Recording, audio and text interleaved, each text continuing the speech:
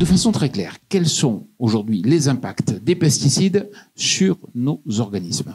On va plomber la séance là tout de suite. Oui, c'est pas gai. Non, c'est pas gai. Donc, en fait, je vais parler au nom de l'expertise collective de l'INSERM. Et collectif est important parce qu'il faut réunir beaucoup de spécialités dans ce domaine pour avoir une expertise objective. Il y a pas mal d'impacts de pesticides sur la santé. Je parle de pesticides en général. Je ne parle pas d'une voie d'exposition particulière.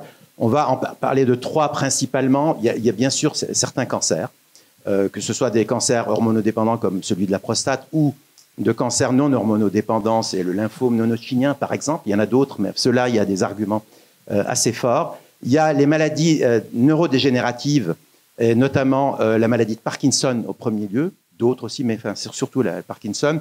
Et puis il y a le développement neurocognitif de l'enfant. Et là, il y a plusieurs aspects. Il y a disons la lecture, le QI, et puis ça va jusqu'à de l'agitation. Et dans certains cas qui ne sont pas encore assez suffisamment, disons, substantiés, peut-être des formes d'autisme. Donc voilà les choses les plus importantes. Alors tout dépend de la cible à qui on s'adresse, du type de population observée. Bien sûr, enfin, je veux dire, la plupart des études, en fait, sont faites chez les agriculteurs, ou dans les familles des agriculteurs. C'est là qu'on a le plus d'arguments épidémiologiques pour dire qu'il y a tel ou tel effet. Parfois, c'est en population générale. Le développement neurocognitif, ça a été pas mal fait en population générale, mais ce sont en fait les utilisateurs, en tout cas principaux, qui sont disons, les premières victimes de ces substances. Mais on peut avoir des différences. Par exemple, la population des agriculteurs, il y a un impact sur certaines maladies, pas sur d'autres. Bien sûr. Enfin, on ne va pas avoir toutes les maladies. Je veux dire, c'est pas parce qu'on a une exposition. Tout ça, c'est une question d'augmentation du risque d'avoir certaines pathologies. On n'est pas dans le domaine du tabac, où l'augmentation, c'est de 40 fois. On est dans des domaines d'augmentation du risque qui peuvent varier de 2 fois, 3 fois.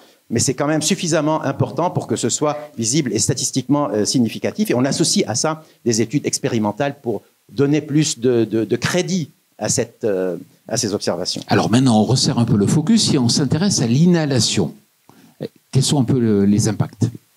Alors, c'est moins étudié parce que c'est beaucoup plus facile, disons. Ce qu'on fait en épidémiologie, c'est on va voir une population exposée. Elle peut être exposée par inhalation, mais elle peut aussi consommer une alimentation ou boire de l'eau qui est contaminée. On n'a pas nécessairement l'origine exacte de la contamination. Parfois, on dose dans le sang, mais dans le sang, ce qu'on a, c'est la résultante de tout ça. Alors, donc, la plupart de ce que je vous dis concerne les effets des pesticides en général. La part de l'inhalation par rapport aux autres, c'est plus difficile pour moi de l'affirmer parce que c'est moins étudié, en fait. Mais il y a des modélisations mathématiques qui se développent de plus en plus. Bon, je pense que des projets comme ceux qu'on vient de voir et bien d'autres permettent d'avoir des modélisations qu'on appelle cinétiques pour savoir d'où viennent l'origine des différentes origines de ce qu'on retrouve in fine dans l'organisme, et on avance un peu plus dans ce domaine-là. Vous manquez d'infos, mais on peut extrapoler ou pas? Alors, quand on manque d'infos, on essaye d'extrapoler tout en donnant à chaque fois, disons, un poids des preuves dont nous disposons. Nous, on n'est pas là pour affirmer des choses quand on n'a pas des arguments, mais avec les modèles cinétiques qu'on a, on peut quand même dire que les différentes sources d'exposition jouent un rôle. On a plus de mal de vous dire que 20% de l'effet vient de l'inhalation et 80% de l'alimentation ou autre. Ça m'est très difficile. Mais en gros, le message, c'est que si vous vivez dans un site où il y a des expositions, sans doute vous allez être exposé et que ça joue un rôle qui est significatif. Ce qui est intéressant, c'est de comprendre qu'il y a des effets qui modulent l'impact que peuvent avoir les pesticides sur la santé. Par exemple, l'alimentation. C'est quelque chose de plus général que ça. En fait, en général, nous, on s'intéresse à ce qu'on appelle l'exposome, c'est-à-dire l'ensemble des expositions, que ce soit par des pesticides, d'autres produits chimiques, mais aussi l'alimentation, mais aussi les stress psychologiques, mais aussi le bruit, etc., etc. Donc, on essaie d'avoir une vision un peu globale des effets. Et pour reprendre, par exemple, les déséquilibres alimentaires, il y a des arguments à la fois épidémiologiques, mais aussi expérimentaux, pour dire que si vous avez une alimentation déséquilibrée, et en plus de ça, vous êtes exposé à certains produits chimiques, dont les pesticides, les conséquences vont être plus graves. Les études que j'ai en tête, c'est surtout sur, par exemple, les pathologies hépatiques. Vous savez que les pathologies hépatiques se développent à une vitesse assez importante au niveau mondial, comme l'obésité et toutes les maladies métaboliques. Et la combinaison mauvaise alimentation déséquilibrée, très riche en gras, en sucre, etc., et exposition à des polluants, à des contaminants, entraîne des effets beaucoup plus marqués que chacune des sources seules. On ne sait pas l'expliquer encore, pour l'instant. On commence à comprendre quand même, parce qu'en réalité, toutes ces substances chimiques modifient le métabolisme, notamment le métabolisme dans le foie. Et comme l'alimentation, ces déséquilibres alimentaires entraînent aussi une modification, on commence à voir un peu plus clairement pourquoi il peut y avoir ce type de combinaison qui semble synergique ou additive, peu importe. Mais en tout cas, les deux ensemble sont plus graves que chacun tout seul et on commence à comprendre pourquoi. Et là encore, si on fait du sport, c'est encore mieux. Mais là, c'est mieux en général. Mon général, le sport a un effet. L'activité physique en général, on ne demande pas nécessairement du sport en salle de sport. Enfin, je veux dire, marcher vos 10 000 pas, faire un peu de natation, etc. C'est bien en général pour beaucoup de pathologies. On n'explique pas nécessairement complètement, mais le fait de faire de l'exercice modifie toute une série d'effets, disons, hormonaux ou de neuromédiateurs dans l'organisme. Le métabolisme est modifié. Et c'est positif en général, en particulier quand vous avez des expositions, ça atténue. Mais ça ne veut pas dire qu'on peut se faire exposer à tout et n'importe quoi et on fait un peu de sport et c'est fini. C'est certainement pas le message que je vais donner ici. Mais en tout cas, le sport joue un rôle général et donc on vous le recommande. Merci beaucoup. Emmanuelle, quels sont les suivis donc, que vous réalisez? Je rappelle que vous êtes directrice d'Atmo Grand Est. Concrètement. Alors concrètement, en préalable, il faut bien avoir en tête que tout ce qui relève donc du suivi des pesticides dans l'air n'est pas réglementé. Pourquoi? Parce qu'on a cru pendant très longtemps que tout ce qui relevait de la présence des pesticides dans l'air était inexistante, voire nulle.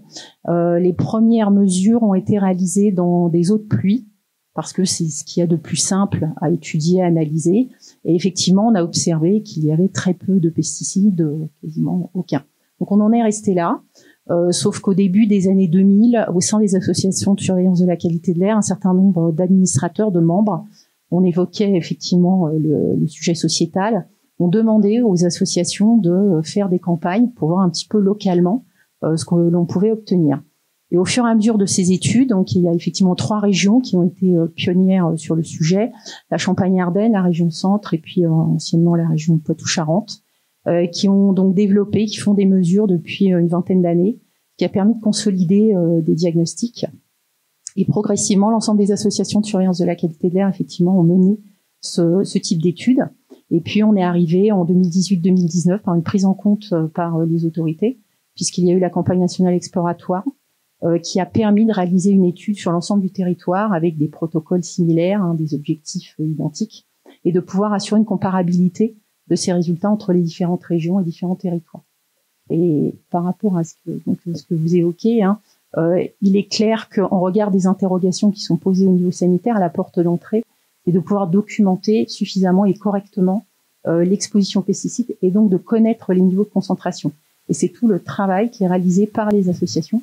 Nous ne sommes pas des ingénieurs sanitaires, mais uniquement des métrologues. Donc voilà. C'est le travail que nous réalisons. Parlez bien près du micro, Robert. Ça, c'est fondamental parce qu'on peut associer à ce type d'observation des études expérimentales. Maintenant, on a des effets de chambres, si vous voulez. On peut mettre dans ces chambres-là une composition de l'air particulière, exposer par exemple des animaux ou des cellules et voir quel est l'effet. Donc, la relation entre observation dans les faits réels, quoi, voilà, et puis expérimentation avec ces données-là est fondamentale pour qu'on puisse avancer dans ce domaine.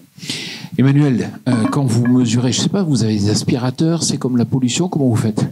Alors, aspirateur, oui, c'est vrai que... Parlez bien en face du micro, bien près. C'est beaucoup plus compliqué de prélever de l'air que de l'eau ou du sol. C'est la raison pour laquelle, effectivement, les pesticides ne sont pas réglementés dans l'air. Il y a aussi des contraintes techniques et en termes de prélèvement pour garantir des données qui soient fiables. Donc on utilise des préleveurs en fonctionnement actif. On aspire l'air, l'air passe à travers un filtre, on prélève quelque part la fraction particulaire et ensuite à travers une mousse en polyuréthane pour récupérer la partie gazeuse. Donc les échantillons sont récupérés par les associations. Donc, suivant un mode différent, soit on travaille sur des prélèvements hebdomadaires pour principalement des suivis d'exposition chronique, soit sur des prélèvements journaliers en cas plus de problématiques de pic. Les échantillons sont envoyés en laboratoire et ces derniers donc extraient les échantillons, les fusionnent ensemble puisqu'on fait une analyse globale de la teneur en substances actives sur ces prélèvements.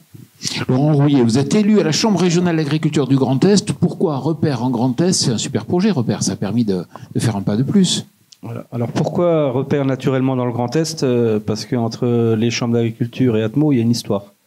Et c'est surtout une histoire d'homme. C'est pas moi qui l'ai construit, c'est mon prédécesseur, hein. Antoine Henrion, qui était le président de la Chambre de Moselle, et Guy Berger, qui est aujourd'hui président national, mais qui était président territorial, on va dire ça. Et on avait commencé sur le périmètre Lorraine à travailler sur nitrate et ammoniac. Azote, pardon, et ammoniac. Et donc, tout naturellement, quand Repère a pris une dimension plutôt nationale, le Grand Est s'est intégré dans cette réflexion plus phytosanitaire.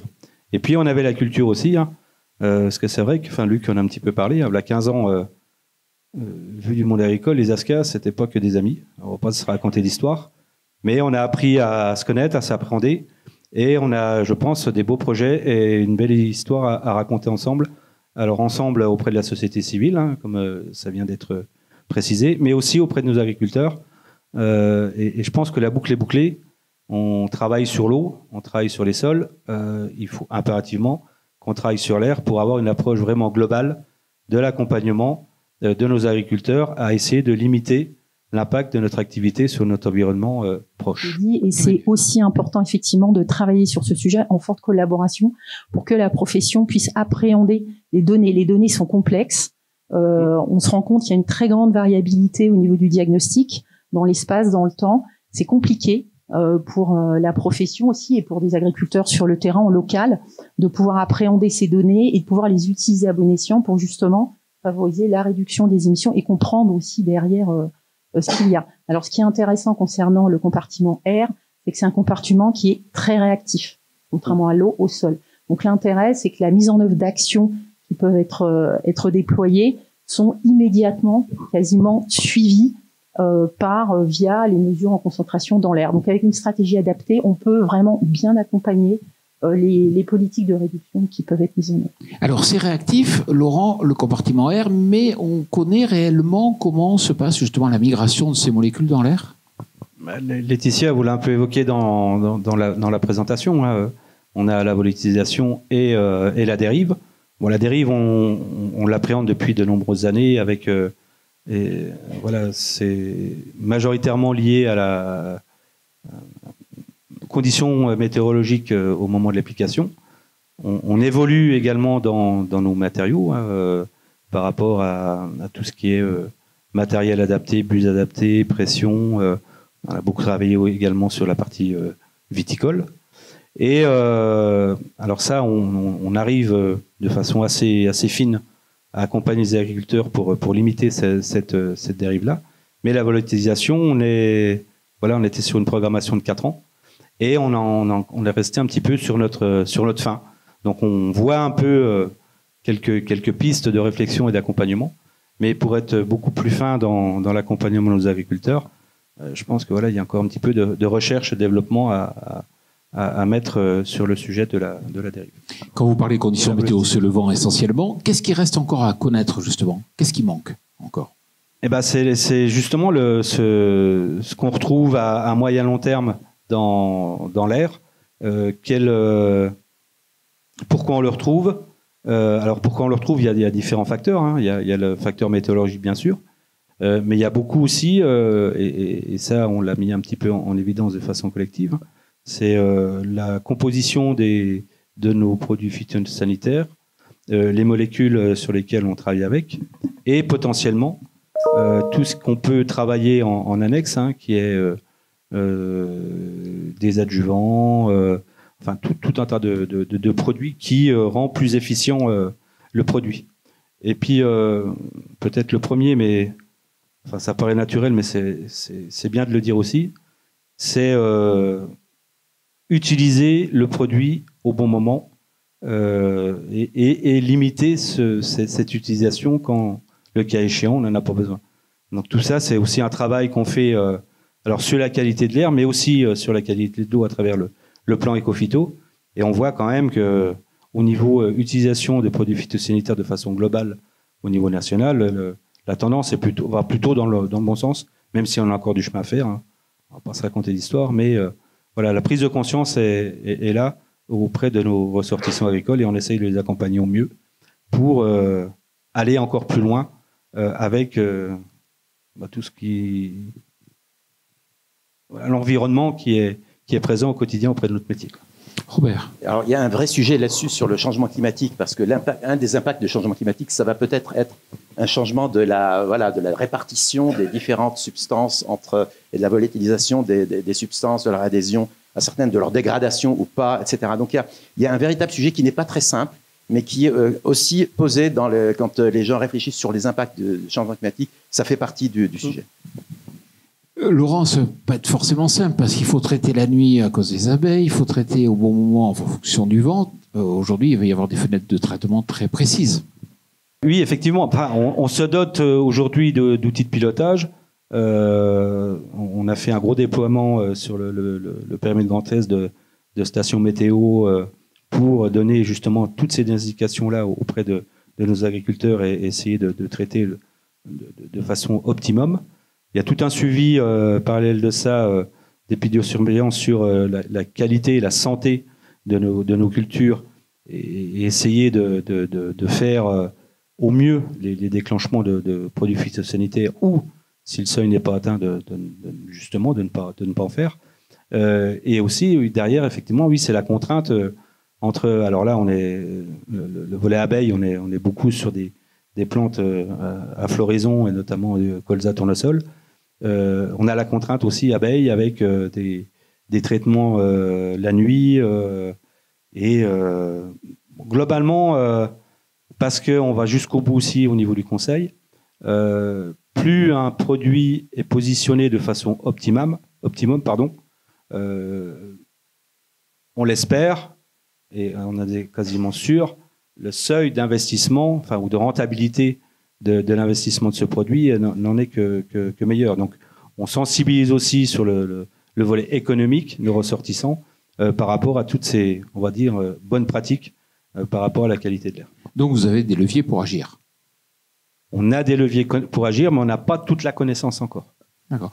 Et d'ailleurs, sur la connaissance, sur les interactions, Robert, est-ce qu'il n'y a pas des interactions avec les particules aussi, dont on n'a pas parlé? Alors, ça dépend beaucoup de la chimie. Enfin, on est dans un problème chimique. Voilà, des substances comme des pesticides peuvent s'agréger avec des particules et donc ils peuvent ensuite être transportés comme ça, traverser des barrières biologiques comme ça. Donc ça, c'est vraiment une science un peu nouvelle, hein, parce que on voit bien que les particules arrivent à traverser certaines barrières biologiques et on peut les retrouver à différents niveaux dans le corps, à l'intérieur de certaines cellules, peut-être dans le cerveau dans certaines d'entre elles. Donc ça a changé parce que c'est pas tout à fait la même chose d'être sur une particule que d'être une substance libre, une molécule libre et qui traverse les effets. L'autre aspect qui est très actuel, c'est que vous savez que nous sommes beaucoup plus constitués de bactéries que de cellules humaines, hein, ce qu'on appelle le microbiote. Alors, c'est dans l'intestin pour l'alimentation, mais c'est aussi dans les bronches et les poumons. Et ça, c'est le microbiote pulmonaire, il est là et on peut affecter un individu ou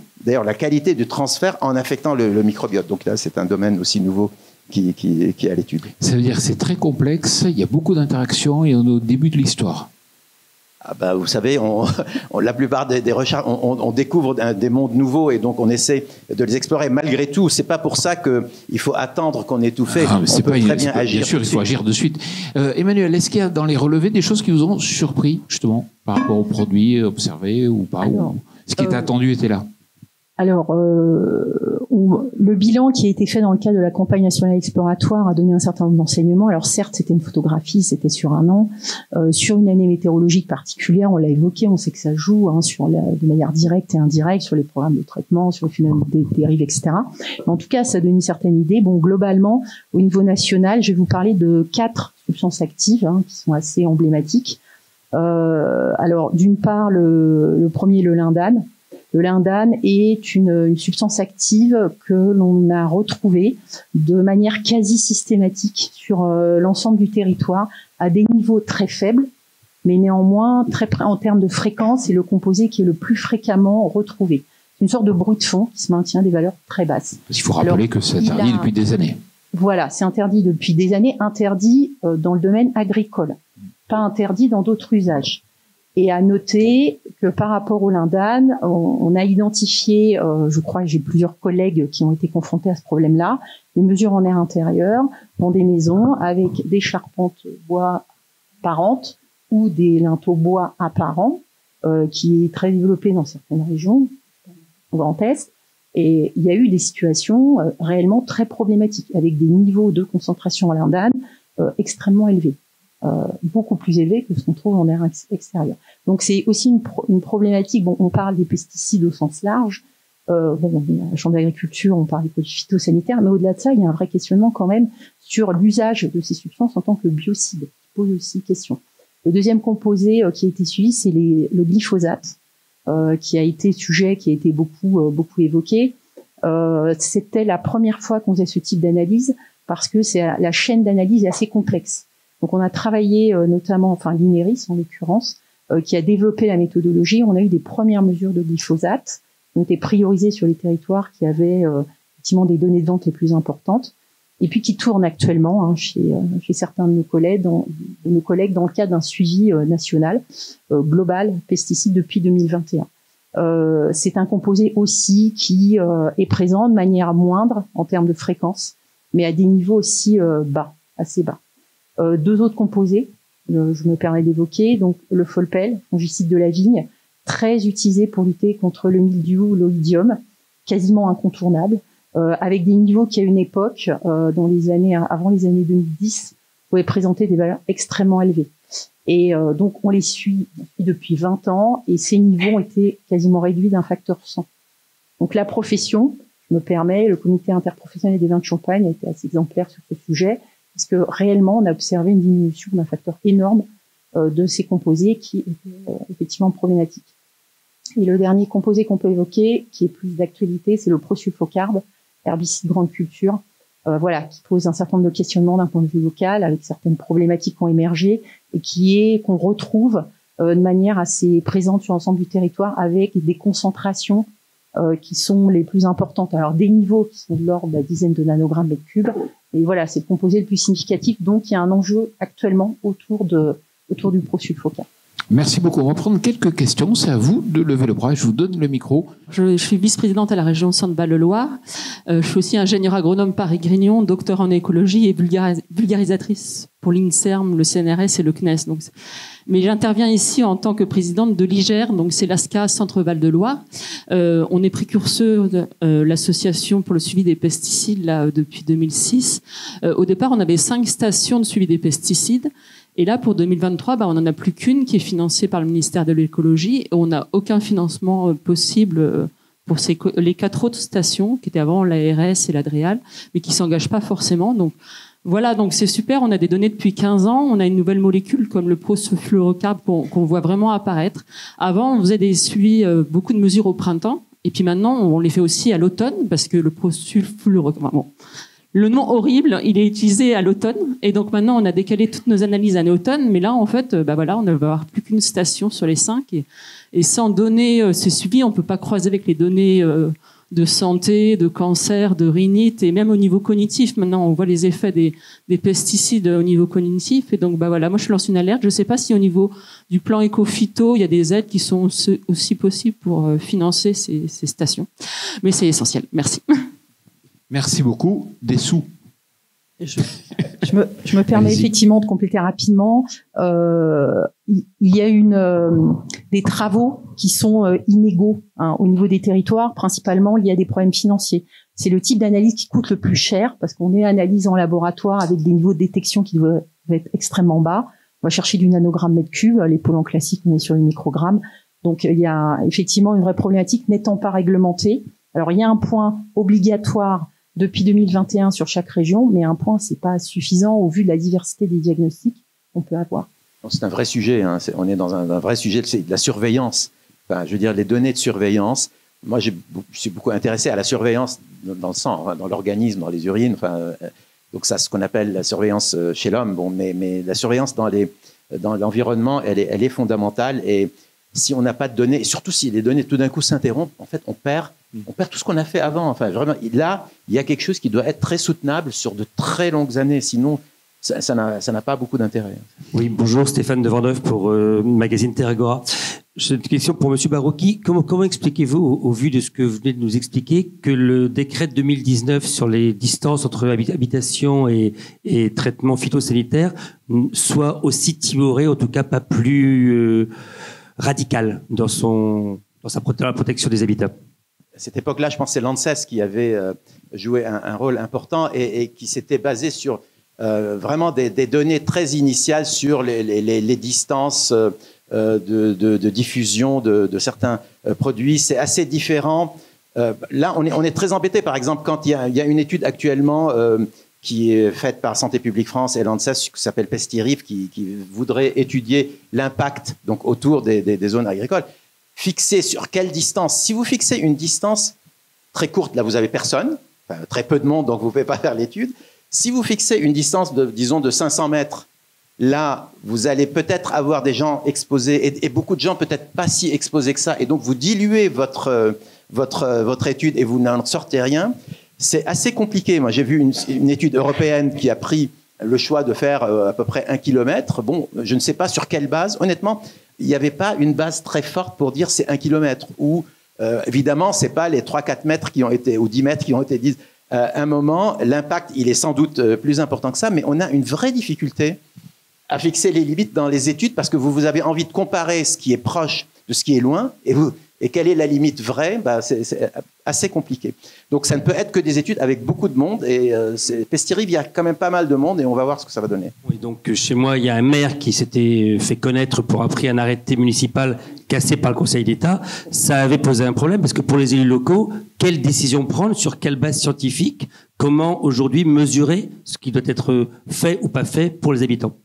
Non, on ne va pas résoudre ça tout de suite, mais c'est le boulot normalement des agences sanitaires qui conseillent les ministères et c'est leur boulot de faire ça. Ils avaient eu une commande, ils ont donné un premier résultat. Je pense que tout ça doit être maintenant remis, mais je ne pense pas que ce sera si facile que ça. Je ne pense pas que ce sera si facile que ça de donner une vraie limite et je comprends les élus locaux et les élus en général et ce n'est pas quelque chose qui est évident à faire. Emmanuel. La complexité relève aussi, on l'a évoqué, c'est multifactoriel. Donc ça dépend de beaucoup de facteurs et au niveau local, on peut avoir des situations très diverses. Nous, en région Grand Est, on avait fait un travail sur un transect sur 10 km, mais on était dans des conditions particulières. On était adossé à une forêt, à fond de coteau, il y avait une vigne, ensuite des grandes cultures, ensuite il y avait l'agglo, et on a identifié effectivement sur plusieurs kilomètres une trace, en quelque sorte une empreinte. Mais c'est valable dans une situation donnée, dans une géographie donnée, dans une topographie donnée. Et on se rend bien compte qu'on peut avoir des choses très différentes. Voilà. On est d'accord. C'est très, je rejoins. Oui, il est 18h, et 18h, c'est l'heure à laquelle on s'intéresse à l'ammoniac. Mais juste avant, on remercie bien sûr nos intervenants.